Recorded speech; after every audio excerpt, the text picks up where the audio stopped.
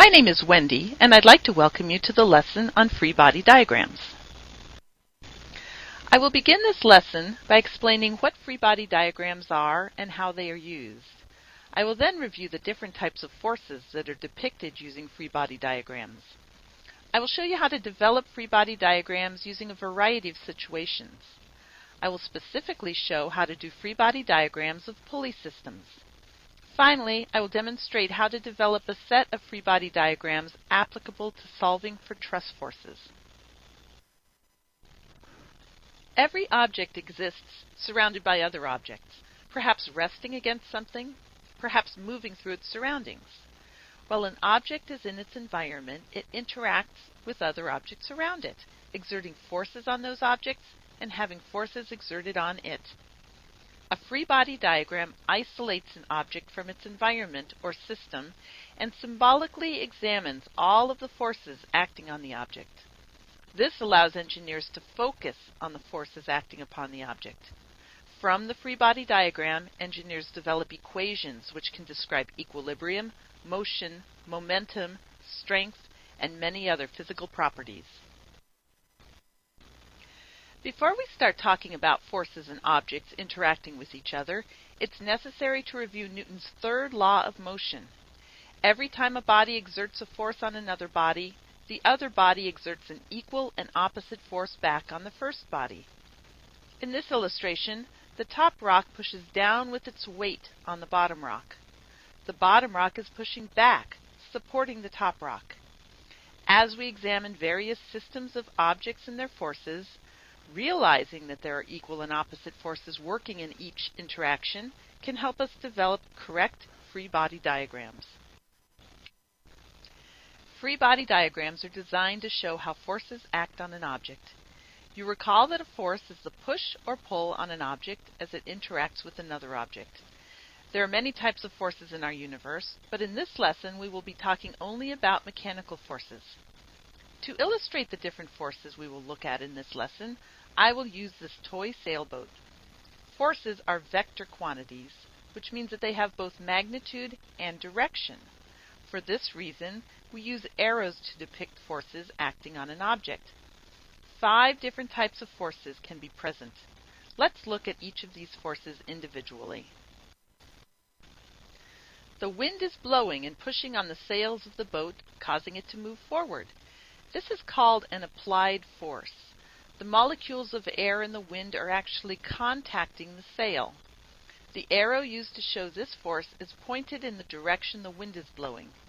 The arrow is drawn quite large, as I'm guessing the force of the wind is quite significant. Lastly, the arrow for this applied force is labeled with a capital F sub APP, which is the designation for applied force. It is important to carefully label each force arrow when developing a free body diagram. This particular toy boat is being pulled along by a rope attached to its bow. This is similar to an applied force, but it's transmitted through a flexible member. This makes it a special case called the tension force. The arrow for the tension force is at the same angle to the boat as the rope itself. The arrow is labeled capital F sub TENS, which is the designation for tension force. Whenever a force is not orthogonal, that is at right angles to the object, it is necessary to identify the angle of the force. In this case, the angle is identified as theta with respect to the horizontal. The force of gravity always pulls a mass straight down toward the center of the Earth. The arrow for the force of gravity is labeled capital W for weight. In other reference texts, you might also see this force of gravity labeled in other ways, such as F sub G or F sub mg. You will know that the force is due to gravity because it's always pointing down. It's important to note that this weight force is only present on the free body diagram when the body in question has mass. There will be times when the body being analyzed is a point or node in a system, which is massless. In fact, all of the types of forces described here may or may not be acting on the free body, depending on the situation. When the body being analyzed has mass and is resting against something, The force pushing back against the body is called the normal force. In the case of our toy boat, the water in which the boat is floating is pushing upward on the boat. The arrow for normal force is labeled capital F sub n. A normal force can act in different directions, but it always acts perpendicularly, that is, at right angles or normal, to the surface of the object against which the body is resting.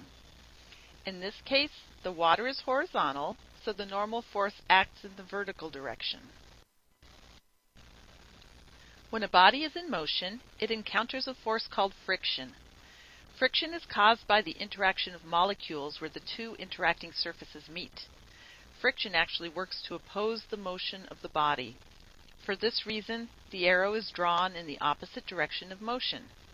In this case, the water is pulling on the boat, slowing it down, so the arrow is drawn, pointing behind the boat. The friction arrow is labeled capital F sub F. In some texts, friction force is simply labeled lowercase f. Friction can also be acting on a body that is not moving. In the case of an object sitting on a sloping surface, gravity would tend to pull the object down, but friction can oppose gravity to the extent that the object stays stationary. When it comes time to actually draw a free body diagram, we will look at the object or node completely isolated from all other objects around it. We free the body from its system. Instead of taking time to draw the object in detail, we substitute a simple geometric shape, such as a square or a circle. For these exercises, the shape we draw is considered dimensionless. Armed with the knowledge of the different types of forces and how they are depicted, let's practice creating several different free body diagrams. This example starts with a sled full of children being pulled along across the snow by a cheerful-looking gentleman. We could choose to isolate any individual part of this system of objects. In this case, we are going to isolate the loaded sled to create a free body diagram. First, a small square is drawn to represent the sled and children. This is our free body. There's no particular order in which the forces are drawn. I usually start with the weight. The weight force starts at the center of gravity and its direction is downward. On the free body, an equivalent arrow is drawn with its tail at the center of the square and labeled capital W. The sled is resting on snow, so there is a normal force of the snow pushing on the sled runners. On the free body, an equivalent arrow is drawn pointing upward, with its head pointing to the bottom surface and labeled capital F sub n. The sled is being pulled along using a rope. A tension force is acting along the rope. On the free body, an equivalent arrow is drawn with its tail at the upper right. Since the tension force is not acting vertically or horizontally, the angle from horizontal is indicated with the Greek letter theta. Lastly, since the sled is moving across the snow, friction exists between the snow and the sled runners. The friction force is directed opposite the direction of motion. An equivalent arrow is drawn on the free body, with its tail at the lower left and labeled capital F sub F. The free body diagram is complete. Armed with this pictorial, engineers or scientists can begin solving problems regarding force, momentum, acceleration, and work, to name just a few. This system consists of a worker pushing a refrigerator up an inclined plane. Let's look only at the refrigerator and develop its free body diagram. First, a small square is drawn that represents the refrigerator. Once again, we examine whether and how each type of force is acting on the body. The refrigerator has substantial weight, so we draw an arrow labeled W pointing straight down. The refrigerator is resting on the ramp, so the ramp is exerting a reaction force, the normal force. Recall that the normal force acts perpendicularly to the support surface. The arrow, labeled F sub n, is drawn on the free body diagram at the same angle. Next, the worker is pushing the refrigerator up the ramp. This is the applied force working parallel to the ramp and perpendicularly to the normal force. The equivalent arrow is drawn on the free body diagram and labeled. Next, the friction force of the refrigerator against the ramp is opposing the motion of the refrigerator up the ramp. It is working parallel to the ramp surface, so the arrow points in the opposite direction of the applied force. The friction arrow is drawn and labeled on the free body diagram. In this system, there is no tension force. Looking at the resulting free body diagram, notice that the normal, applied, and friction forces are all orthogonal to each other. The weight vector is the oddball of the bunch. It makes sense mathematically and will simplify the solving of any formulas to be applied to this problem if we identify the angle of the weight vector with respect to the other forces. Using similar triangles, we will find that the angle theta of the ramp is equal to the angle between the weight and the normal force. This system consists of a sign hanging from the end of a cantilevered rod. The sign and rod are further supported by a rope that is attached higher up on the wall. We will create a free body diagram of the node where the sign, rod, and rope meet. This node has no mass of its own. First, draw the free body. This time it's a circle.